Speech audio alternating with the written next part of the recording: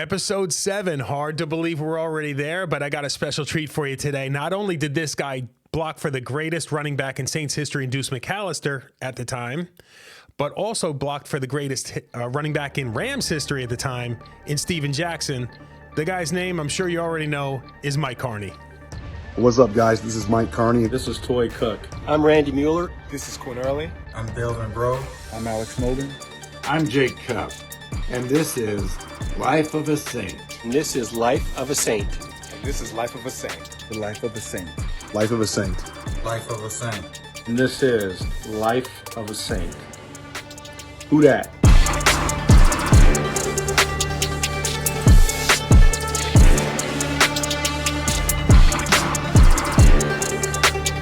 How you doing, Mike? Pleasure to have you on.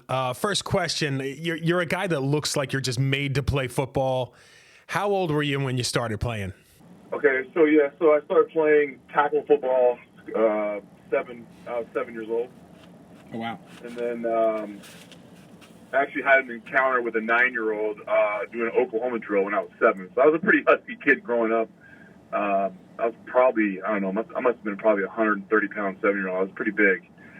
And I was the only 7-year-old that they would allow that they would let me play in that league based on my weight. So I was big enough to play, but really, realistically, I wasn't old enough. But they gave me a pass because it was considered 8-9-year-old Pop Warner. It was youth football, if you will. And then, but I ended up going one-on-one with a 9-year-old. I don't know if you remember seeing the movie Little Giants. Mm-hmm. Remember that movie Little Giants? The guy Spike in there. I went against a kid that was like a Spike, and we did Oklahoma drill. One buddy, they all hold. You lay down, you put your heads together. You pop whistle blows, you pop up, and one guy's a ball carrier, one guy's a tackler. Well, I was the tackler, he was the ball carrier, and he ran right over me, and I got my first stinger as a 7-year-old, hot shoulder. Oh, and my dad was helping out coaching. I remember my dad saying, I'm crying, and he's standing over me. He's like, "What'd you learn?" And I'm like, "What do you mean? What I learned?" Like, my shoulder hurts. My shoulder's on fire. He's like, "Yeah, that'll go away. But what'd you learn?" And I was like, "I don't know." He's like, "Do you want to be the hitter or the hittee?" And from that point on, it was like the light bulb went on. Like, okay, I'm gonna be the hitter. And so from there on, I just kept playing Pop Warner. I played 6 years of Pop Warner against football. I'd say about 8 or 9, I was like, man, this is pretty cool, and I'm really liking it. And I was starting to kind of get a niche for it. And then about 10 years old is when I was like, I think this is something I would love to do someday.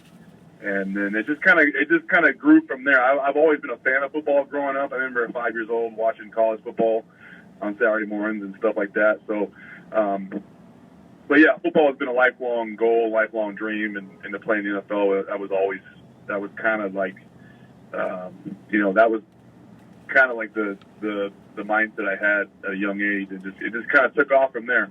So when you got to high school, did you have a lot of success running the ball, or?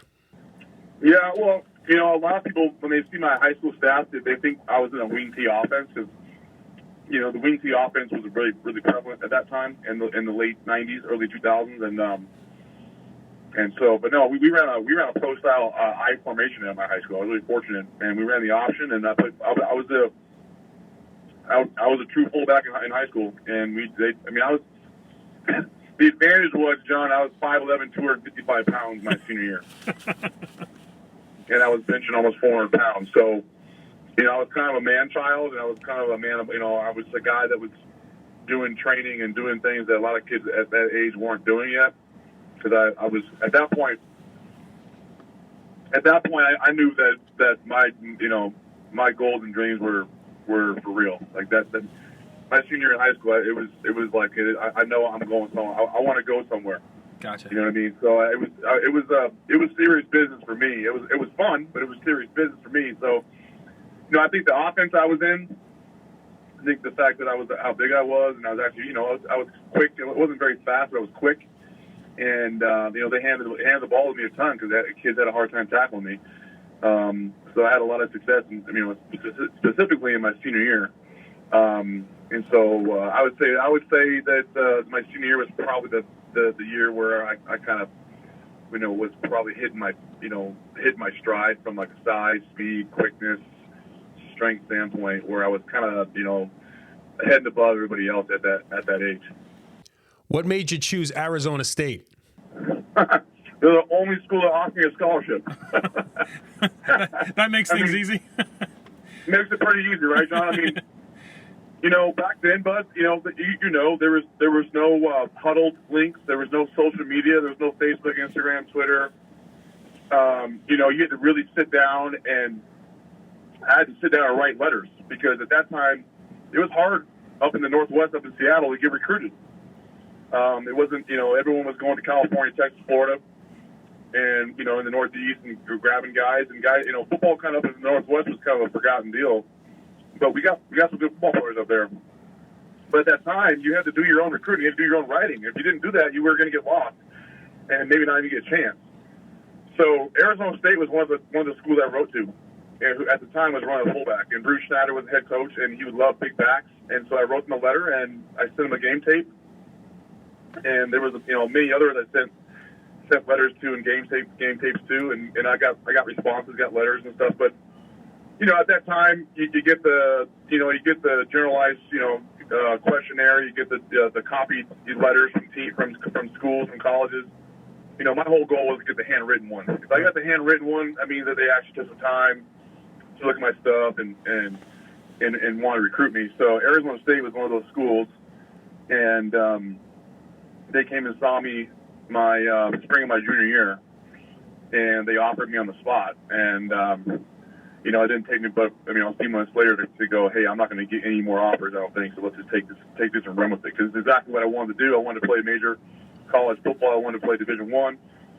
Arizona State was a great fit because they ran a fullback at the time. Probably 100% of the time they ran a fullback. And so it was just kind of a match made in heaven for me, and it worked out. And they were happy that I wrote them, and I was happy that they responded and came and saw me and watched my stuff. And then they came and saw me my first game my senior year, and then they just re-emphasized that they offered me, and they wanted to make sure that I was good with that. And so I think it was not too long after my first game my senior year, I think a couple of weeks later I committed to them, because it just made complete sense. Now, during your time at Arizona State, you turned yourself into one of the best fullbacks in football. What was it about your game that kind of set you apart from a lot of the other guys? It's a good question, because like Mel Kiper and all these draft gurus, they didn't even have me like in their top five. Mel Kiper didn't have me as his top five fullback. I wasn't even his top five. And I always thought that was kind of like, kind of like a slap in the face. And I took that personal, because I thought I can look back at my college career. I had a great college career, and it was because what I was doing at the time at Arizona State, they were doing in the NFL, when it came to the fullback position. So a lot of lead blocking, a lot of power blocking, a lot of outside zone, a lot of catching the ball in the flat, getting 2 yards, just doing what a fullback did at that time. Mm-hmm. And I felt that I had kind of, earned.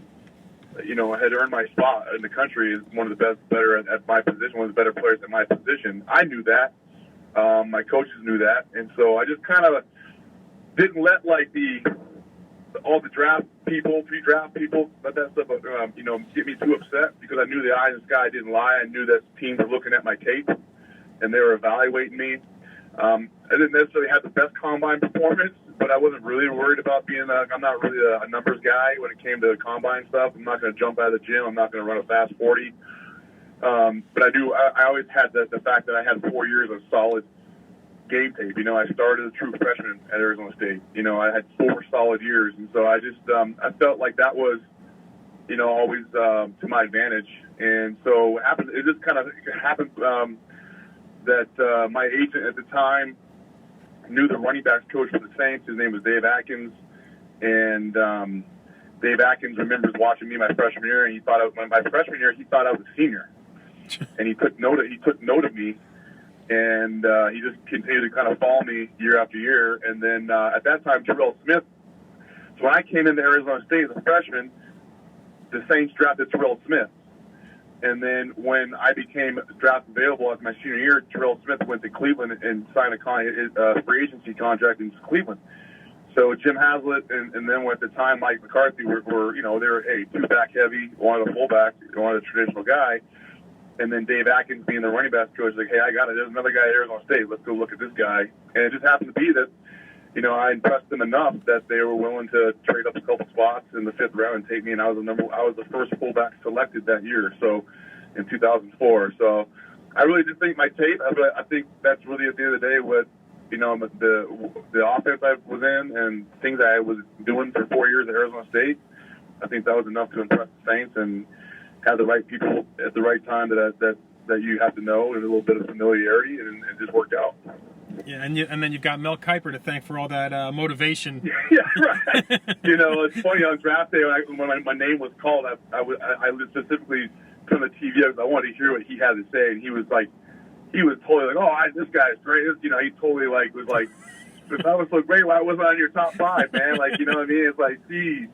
So. Anyway, it is what it is. I didn't really care about. Even now I don't. When I watch these drafts and stuff, I don't even all these mock drafts and stuff. I don't even take it seriously. You know what I mean? It's just like whatever. Because you just don't know what's going to happen. You know what I mean? Of course. So. This is a question I love asking a lot of NFL players. What was the biggest obstacle you faced in your transition from that little kid playing football in Pee-wees all the way through college and ultimately making it to the NFL? Oh, boy. I mean, I remember Jim Haslett when he on the phone and they drafted me. I mean, he was like, we're drafting you to come in and play. You need to come with the same mentality and do the same thing you were doing in college. And that to me was like, oh, wow. Like, I'm not coming in to sit on and sit around and play on special teams as a rookie and have a veteran fullback in front of me. Like, they want me to come in and play right away. And so, there was some pressure there. I was coming in to the Saints at the time. It was an older team. We had a great offensive line, a lot of older guys. Jim Haslett was the defensive head coach. We had Mike McCarthy running the old school West Coast system. And I think that was my biggest challenge, was learning the West Coast system at that time. It was like 14, 15 words per play.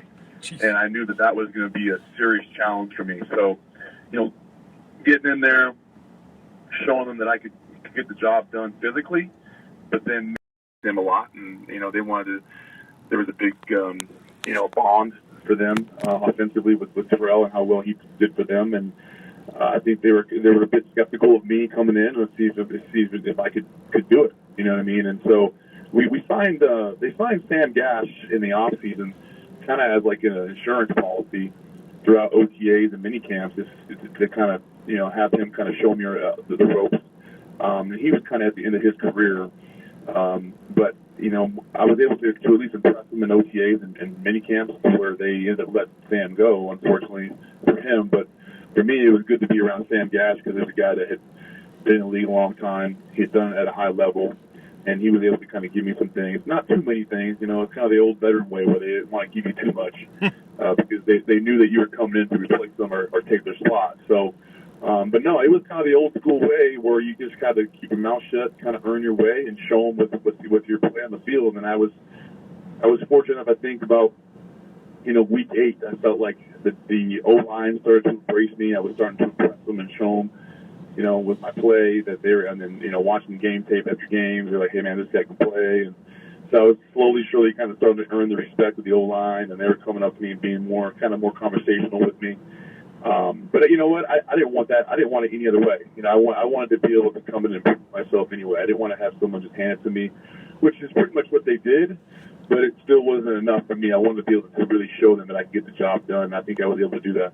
So it's pretty well chronicled, all the things that New Orleans and the Gulf region went through during Katrina. What was it like for you as a player going through that in your early years of your career? It was tough, man. I mean, it wasn't as tough as the rest of the city had. I mean, we were able to be flown out of there before our last preseason game in Oakland.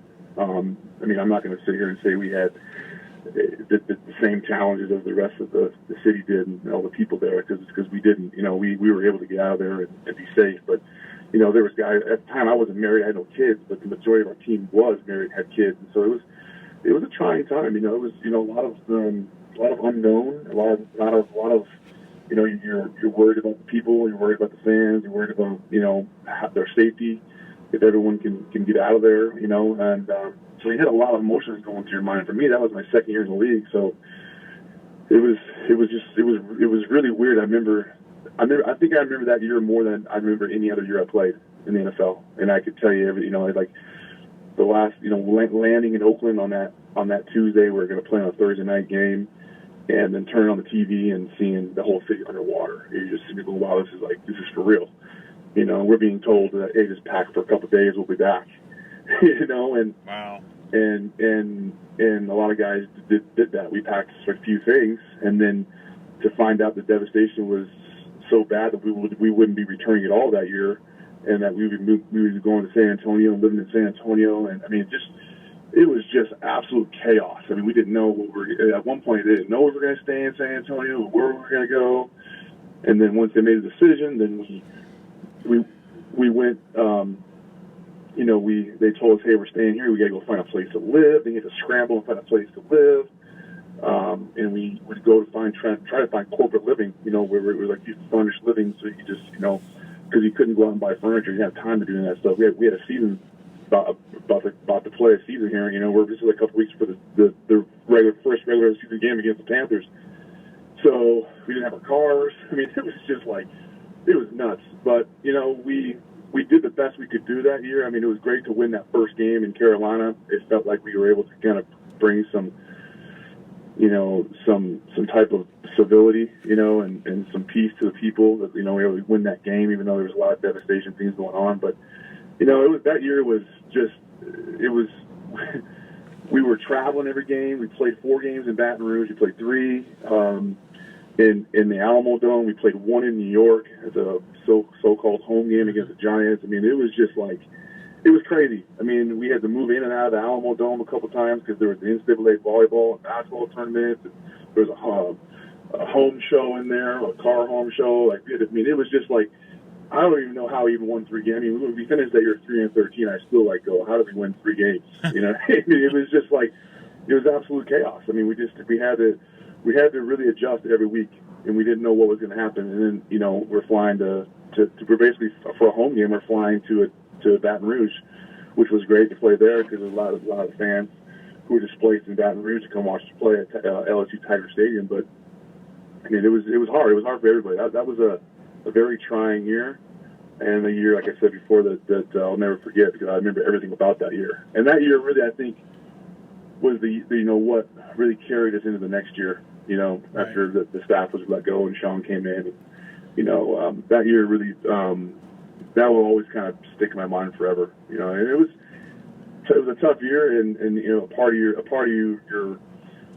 yourself, felt horrible for the people, and a part of you was like, hey, well, I got to go out and perform for the people, and do our best. And it was a kind of a challenge, and then we were backs up against the wall every week because we just weren't able to have that home field advantage at times, and guys were tired. Man, I remember guys, every time the plane would taxi down the runway, the whole plane was asleep. I mean, guys were, because that was probably the most exhausting, most emotional year I've ever had in any sports, let alone the National Football League. Now, there's a lot of obvious reasons why the 2006 team had success, but what do you attribute a lot of that success to? Well, we knew at the end of 2005 that, stuff was, changes were coming. We knew that, and I think Jim Havlet had kind of had it himself. It was a time of change for him as well. Even though we wish he could have stayed, but I think we all knew change was coming. We knew the team in 2005 was not going to be the same as the team in 2006. We just didn't know what was going to happen, though. We didn't know who they were going to hire. We didn't know what guys were going to stay, what guys were going to go. I mean, I remember I was ready to preparing myself to go too. You just didn't know, right? Because typically a new coach comes in, they're going to try to wipe the slate clean and. But I thought Sean did a phenomenal job of just, keeping the core guys from that 2005 year that he felt that were there for the right reasons and were good players. And then he did a phenomenal job, grabbing Drew Brees and grabbing guys like Mark Semino and grabbing guys like Scott Shanley and Scott Fujita and Hollis Thomas. We dropped Reggie Bush and. Wow, you're sitting there going, wow, we got some players now. We got some things now. It's all about just now coming together. Because let's come together. And that year, I think we took it upon ourselves that we need to be that shining light for the city. We need to be this positive kind of restart to this city from everything they went through. And for me, I took that personal because of everything we went through as a team the year before, everything the city went through. That was on my mind. It was on my shoulder. That felt like, we need to have a year that we can, that we will never forget. And we did. Right. I think we went out and did things in '06 that year to me was a year that really kind of set up that culture and that mentality when they ultimately won the Super Bowl in '09. You know what I mean? And so, I feel proud about '06. I thought that year was just I felt like we were owed that year, with everything we went through the year before. And but we had a great group of guys that all bought in. The new guys that came in, they embraced it. They saw it. They felt it. They asked us questions, the guys that were there the year before, and we educated them. And they, I give a ton of credit to all those guys that came in because it could have been a lot of individuals who just wanted to come in and make some money and play a little football, whatever. But we took it personal, and we wanted to do something special, and we did. And it was pretty cool to be able to go all the way to the championship game, and that year, and Sean's first year, and we drafted Marcus Colston, and it was just amazing. We had Lance Moore, and we had a bunch of guys that are that ended up going on and having great careers in New Orleans, and two of those guys are some of the all-time great receivers in the organization. So. But it was that year that 05 was a different type of year I'll never forget, and then 06 was like that special return that I remember that the punt block heard around the world with Gleason. I remember that. It was like a bomb went off when he blocked that punt, and I remember at the end of that game it was like the clock's ticking down. I remember I just sat there and just started bawling. I just started crying, and it was just like the emotion of everything that we went through the year before, and then having coming back in the dome and reopening it, and winning the game, and beating our rival Atlanta Falcons, and you just couldn't have written a better script. You know what I mean? And right. So I remember just sitting there, and Ernie Conwell, the tight end, was sitting next to me, and I just looked at him and I just started crying. And he put his arm around me, and I just kept crying. I couldn't stop crying because there was so much that you had put into it. You know what I mean? And there's so much that you wanted to do just to help the city. You could donate money, you could do some charity things, you could donate things, but that really for the people of New Orleans, it's all about Saints football. You know what I mean? And so if we could come back into the dome and reopen it and get a big win, we knew that would create so much for them. You know what I mean? It brings so much positivity back to their lives. It'd be an inspiration for them, and it was reciprocated. We felt inspired from that as well. You know what I mean? So that 06 year was very special, and that's a year for me personally. I think that will always go down in history as one of the greatest years to be a part of. So this one might be leading the witness a little bit, but what was your favorite moment in a Saints uniform? I would say that the reopening of the Dome, John, and that first play, that divisional win against the Eagles that year, Gotcha. that put us to go to the NFC Championship game. Those two games are by far my two greatest memories in that Dome, by far. So obviously you found a lot of success in New Orleans. What was it like for you when you had to leave? It was hard. It was tough. It was really hard. I didn't want to leave. They saw a different plan, and they wanted to move on from me, and it was upsetting. There was things that were said on both sides that I think we both regret. I wish the situation could have been handled better. I think on my end I could have handled some things better, some things I said publicly. But that's the unfortunate beast of the business of the NFL, the politics and things and the things you can't control. But it was hard because I as a player, first, for me to go from Arizona State to New Orleans, I didn't know where I was. You know what I mean? A West Coast kid going down to New Orleans, you're like, what is this place? Because New Orleans is a different place. It's a different place. It's a special place. Right. And it eventually wears on you. You know what I mean? And it becomes a part of you. And with how the fans are, and how they embrace the players. I mean, it's unlike anywhere else to play in the National Football League. And so it was hard. It was hard when I was let go. It was hard moving on and going to another team because, my heart was in New Orleans. But, that's the business. And I had to move on, and they moved on. And, I was able to go on and block for Steven Jackson for a couple of years, and who at the time was really one of the prime players at his position. So, but, you miss being able to be a part of the winning in New Orleans and then eventually win the Super Bowl. And that was hard to take. But I was happy for those guys. I was happy for those guys because those were the same guys that came. A lot of those guys are the same guys that were drafted in '06 or signed as free agents that came in '06 and embraced that whole deal. So I was happy for Drew. I was happy for the city, more importantly, that they were able to finally have a championship. And so I would love to have been a part of that, but it just wasn't meant to be. But very happy, and I was able this past summer to go watch the Saints practice against the Chargers. I was able to see Sean and see Drew, and I think we let bygones be bygones. We've all moved on from that time, and I think it's good to see that everyone's doing well, and it was good to see some old faces this past summer. But definitely my heart was in New Orleans. Will always be in New Orleans. So you leave the Saints right before the '09 season. Do you feel like you got cheated out of a ring? No,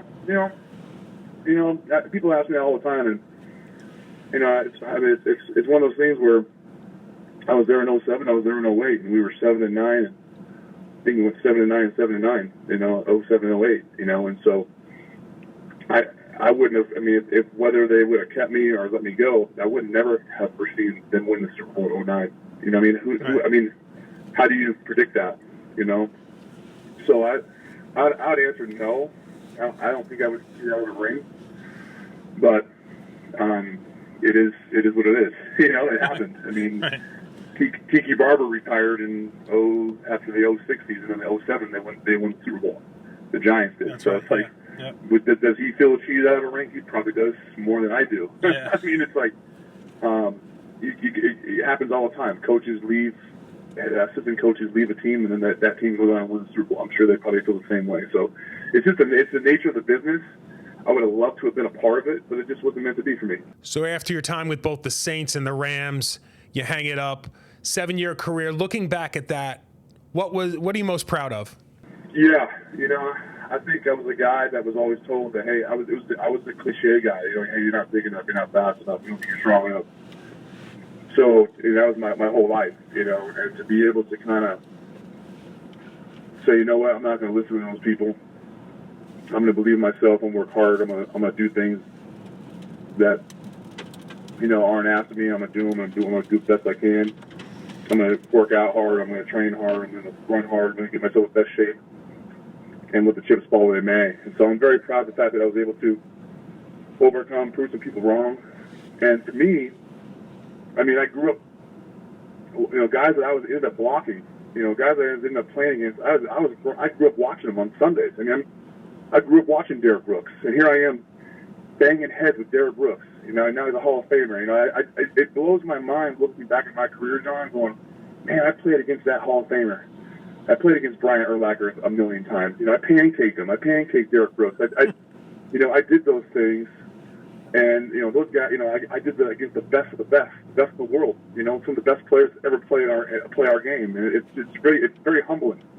So to look back at my career and say, and at one point I felt like I was probably one of the better fullbacks in the league in my era at that time.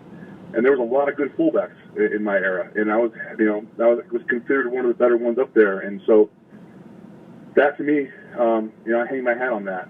So, I mean, I look back at my career, and of course, you'd love to have a Super Bowl ring. That'd be, the great way to end it, kind of like a John Elway or a Ray Lewis. But not all those players get that opportunity. It is not meant to be. But I look back at my career and go, wow, I definitely overachieved.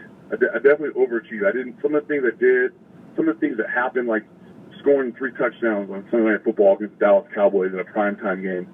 I never in my wildest dreams thought that I would have that opportunity.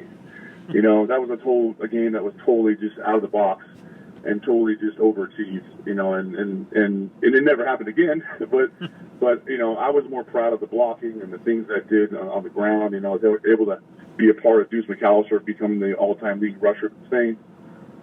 that to me, that to me is a huge achievement to be a part of that. Be able to reopen the dome, to do some of the things in the city, in the community. I have a lot of things I'm really proud of. And even my time in St. Louis, blocking for Steven, getting him to two Pro Bowls, consecutive Pro Bowls, and helping him become the all-time leading rusher for the Rams. Yeah, so I look back humbly and say, you know what, I've had a pretty solid career, pretty good. I think I had a great career, and I'm proud of it. Do you look at fullback as almost a lost art in the NFL? No, it's gone. I think the only guy I can say it like realistically is doing what I was doing and other fullbacks were doing in my era is James Devlin in New England. You look at him in the playoffs. They were just running the ball out of I formation and power and bob and lead. He was just killing people, and you just don't see it. It's just not the norm of the game. And I think, John, a lot of it has to do with just the way the game's gone with concussions. The concussions situation and how physical the game. I think they're trying to take some stuff out of it. But it's good to see New England still utilizing it. And I think San Francisco has a guy, Kyle Juszczyk, that they utilize a little bit as well. But it's just not the norm anymore. It's just not where the game's going. It's more throwing and more points. Right. But I always kind of joke with my parents. I wish they had had me about 10 years earlier. I would have caught my stride of playing that position at the right time. But I was able to play in I'm happy with the fact that I was able to play in an era where there was some great fullbacks that I was able to watch and learn from, like Lorenzo Neal and William Henderson, Tony Richardson, and Max Strong, and there's some good ones that were in our era. And the game's gone away from it. I think for a lot of reasons. A lot of reasons are for safety concerns. A lot of reasons more so because people want to see points on the board, and I think the game of just kind of lining up and two tight ends and two backs and pounding it is it's just kind of fallen by the wayside. But you see with New England, it still paid off for them, and it still works if you can find the guy, and it's hard to find a guy these days. Sorry I didn't ask you this sooner, but how's your health these days? Really good. I think I felt like I left the game in pretty good shape. Never had really anything significant. I had a neck injury in 2009 that was kind of scary, but wasn't something that prohibited me from continuing to play. But I still work out 3 or 4 times a week, and I go to a gym that does a lot of strongman stuff. There's a lot of farmers carries and tire flips, and I still like to get after it. I'm smart about it, but I still like to kind of train and stand up. Mentally, I feel good. Physically, I feel good. I can't complain. Who knows what awaits me down the road? But I can, for right now, where I'm at 37 years old, I really can't complain. Because I was, throwing my head into people for a long time. You go all the way back from Pee Wee, junior high, high school, college, in the NFL. It's a lot of wear and tear, but I like to think that God made me, built me this way for a reason, so that I could withstand it. But yeah, as I stand currently on my health, I feel really good, obviously. And I miss the game. I think the biggest thing when you leave the game is you miss it. You miss the camaraderie. You miss the locker room. You miss being around like-minded people. You miss being around people that feel the same way you do. That you're out there. You're out to kind of prove people wrong. You're out to kind of your back is against the wall. You feel like you got to prove people wrong all the time, and you want to be a part of a winning team. And when you get done playing, you miss that. And I think that's a really hard thing for a lot of guys when they leave the game. In the first few years, it gets a little bit better year after year after year. The longer you've been out, but you still miss it. You still miss the guys. And so, being able to be around the game a little bit still, it kind of gives you my football fix. What does the future hold for Mike Karney? Yeah, it's a good question, man. It's a great question. I got 2 young boys. I got an 8-year-old and a 5-year-old, and I'm having some fun being dad, watching them play sports. And we own some real estate in Phoenix that I manage, and my wife sells some real estate out here. We're staying busy from that standpoint. Being able to do the uniform inspecting for the Rams, I do the home games.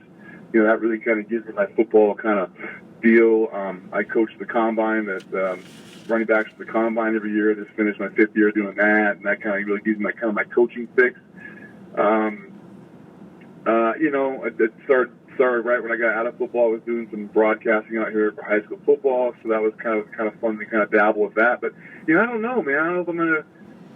It'll definitely be around football, I'm sure. I mean, I'd like to do more. I'd like to be a part of more. But I have young kids. I want to be here for them. I want to be around them. I've thought about coaching. I've thought about getting into scouting. But I think for right now where I'm at, I'm doing fine. I feel good about it where I'm at. I like to always, you could always do more. But I don't know. I don't know what the future holds. I mean, I'd like for it to be around the game, because I do love the game still. I think it's still a great game. But right now, just kind of in God's good grace and just taking day at a time and just enjoying being dad and raising two boys. That's all we got with Mike Karney. I appreciate you sticking it out to the end. Who dat, everybody? We'll see you on the next one.